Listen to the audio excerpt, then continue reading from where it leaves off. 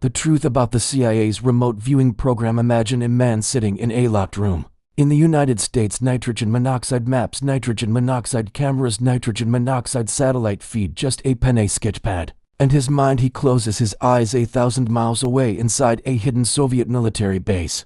Something stirs, he begins to draw. When CIA analysts see what he sketched, they go pale, because what he drew was real. This isn't a science fiction story. Hello my friends. Welcome to Secret Agents Exposed. Today, we dive into a story so wild, so shocking, so interesting you won't believe it's true. Let's start. This is the real story of the CIA's remote viewing program, a Cold War-era operation that explored whether spies could see through walls, read enemy plans, or even view events across time and space, using only the power of the mind. And the shocking part?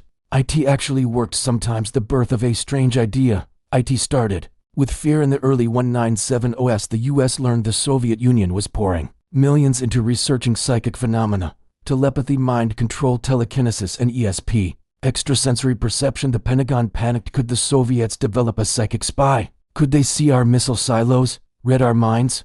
In response, the CIA turned to something just as bizarre: remote viewing, the ability to mentally see distant places or people without being physically present. And so in 1978, the CIA greenlit Project Stargate, a secret program to train psychic spies. The location? The Stanford Research Institute, SRI, in California. The mission? Explore human consciousness as a tool for national defense. Science meets spycraft. At the heart of the program were two scientists, Russell Targ and Harold Puthoff, laser physicists who believed the mind had untapped abilities. They recruited a strange but gifted man, Ingo Swann, an artist and self-proclaimed psychic. Swann claimed he could see things from hundreds of miles away simply by entering a meditative state, and shockingly, he often could. In one experiment he described, the ring system around Jupiter, before NASA's Pioneer 10 spacecraft discovered them. Another viewer, Joe McMoneagle, remote viewed top-secret Soviet submarine bases and got details right that analysts didn't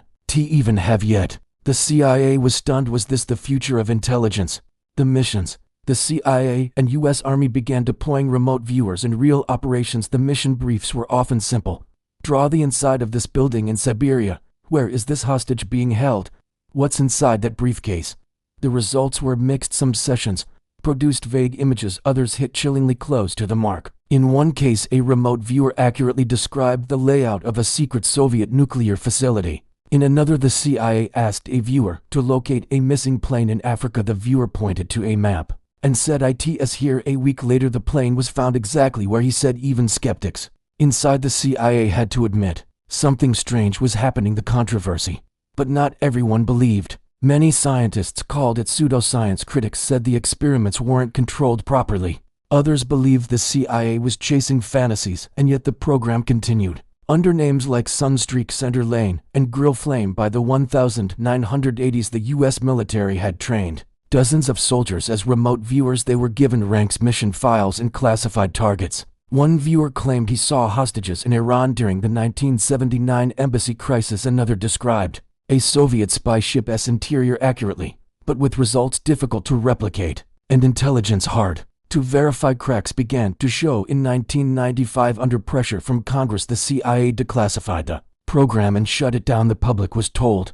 IT didn't work, but the documents told a different story. Did it actually work? So did remote viewing actually work? Official answer: nitrogen monoxide. Unofficial answer: sometimes. According to declassified CIA and DIA documents, 25% of sessions produced accurate, actionable intelligence. Some viewers were able to see targets across the globe with startling precision. Others were dead wrong. Even Joe McMoneagle, one of the best-known viewers, said, "Remote viewing is real, but it's not a magic bullet. It's messy, unpredictable, but sometimes incredibly valuable." And many believe the program never truly ended. They say private contractors still train psychic operatives, that remote viewing has moved into the realm of black budgets and untraceable ops, and some say the program was never about spying. IT was about testing the boundaries of human consciousness. Whether you believe in psychic spies or not, one thing is clear: the CIA took it seriously for over 20 years. The US government invested millions trying to unlock the human mind,